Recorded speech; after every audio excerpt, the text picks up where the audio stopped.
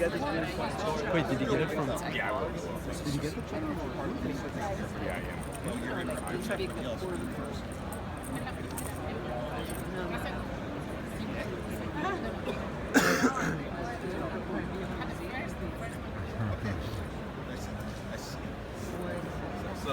So I don't know what's going on here, but I'm available. Oh, sure. So guys, we're going to keep this informal, take questions from everyone out there. I'm going to start with one question, Woz. So every generation thinks that they're the ones in this unique time in history and they're going to change the world. Right? Do you feel like this does feel like a different time, or does it feel to you like it was in the 70s? Every generation should feel that way. I think that it's a constant through life, just as you said. I totally agree with that. It's really funny because I always look back and I say, my gosh, we had such a much nicer, better life when I was young. And I'm not sure if every generation has that feeling by the time they get older. So we'd love to open it up for questions from many of you guys. What's up, boss? Welcome to Miami. I'm excited to have you here. So, what do you personally feel? Very short question about the tech life, the tech scene here in South Florida. I mean, for me, I was here with a bunch of the hackathon teams that are here. There's some 12-year-old right there. They stayed up all night and did some really incredible things. So, what's your take on Miami? Well, yeah, it's good. I have, of course, I've looked at the number of people who work in technology. In Silicon Valley is 43%, but it's something like 38%, very close, all here in Southern Florida. And I have a lot of friends here that do technology. I'm not close to it. I'm not involved with companies right here, startups, but glad to see young people getting involved in hackathons. No, it's absolutely one of the top 6 centers in the United States from everything I've read for technology, digital development, and that's in just the real economics of the business. As far as startups, I hope you have a maker fair here. We will. I speak very highly about Southern Florida every time I'm asked questions like this. And I do have friends that, even former CEOs of Apple that have companies down here. I mean, plus it's nice. You're by the beach, Well, if you don't mind humidity and heat. There's one right there. Okay, another question? I can repeat the question. If you were to start a company now, what would you look for in a non-technical co-founder? Meaning, what does a non-technical co-founder have to do to score somebody like you? I want to make sure that we have the technology and that the non-technical co-founder appreciates and respects the technology element, the thinking of the technologist, and works with them and doesn't think, I am the key, I will come up with business ideas and make success. I go back to Steve Jobs until he left Apple Computer, had failure after failure after failure, trying to create his own computer rather than mine, which made the company, all the company's profits for the first 10 years of Apple.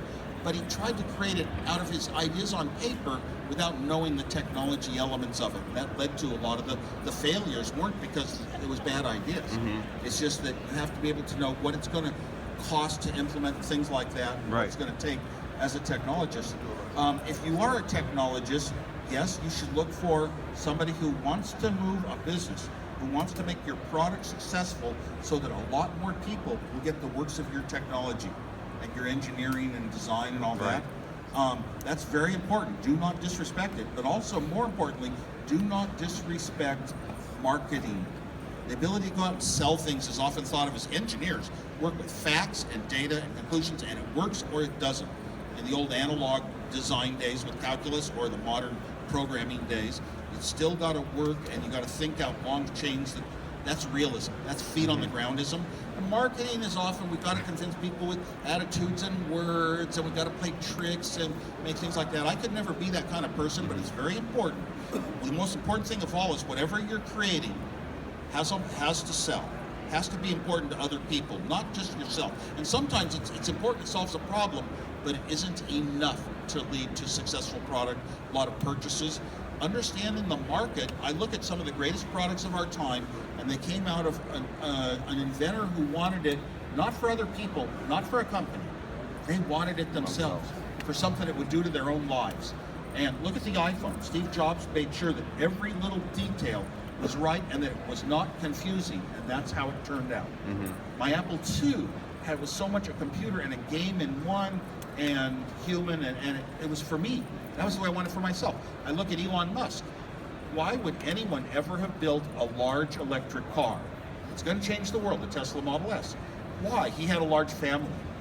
He thought about, why would anybody make a car so safe? Every decision, he told me, every decision that he made for safety was for his own children. And the first 6 charging stations are such an important part of electric cars. And Tesla's in there with not only the car, the charging stations, the energy sources. The first 6 charging stations were between Elon's home in Southern California and the factory in Fremont. And I know because long before I had a Tesla, I would drive by and stop at those stations to see this beautiful new car, take pictures of it.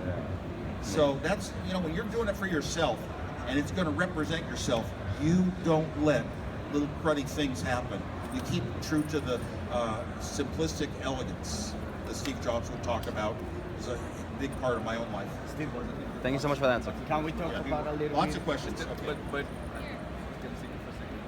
I know lots of people also want photographs, so we'll do one last question, take it from someone over here, and then we'll do photographs Real after. fast.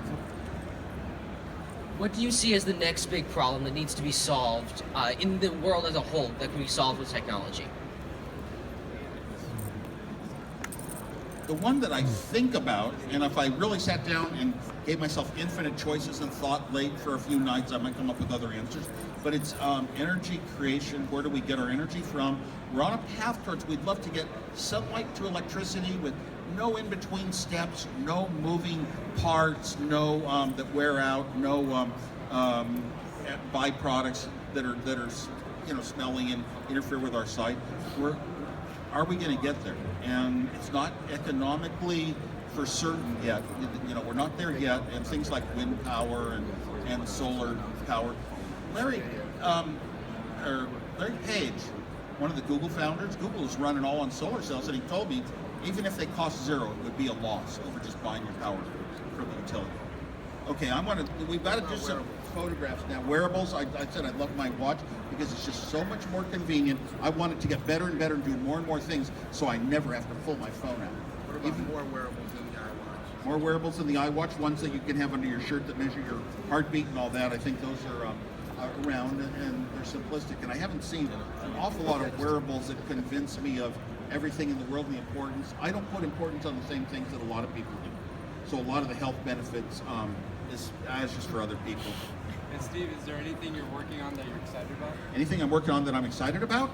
Well, I'm chief scientist at Parametric Data, and we're working on virtual storage that automatically puts data in the most accessible place. It's like you have an idea and you can't quite think of the word right now, and it comes to you a little later. We want to have data that's in demand to be available quicker in the data centers. The data centers are where all the computing is really being done.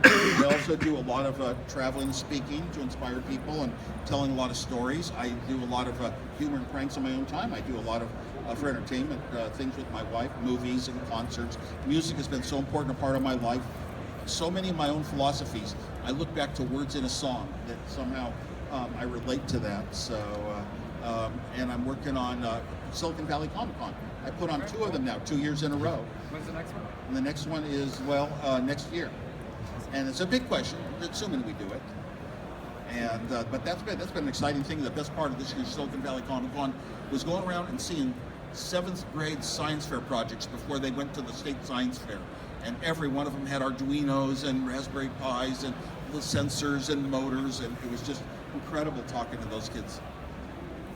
So we'll do the photographs. If you can line up this side, and we'll bring first the Visa staff and the hackathon winners, and everybody else, if you can line up behind that, that'd be great. Thank you. It probably has to go quick per person. It has to go quick.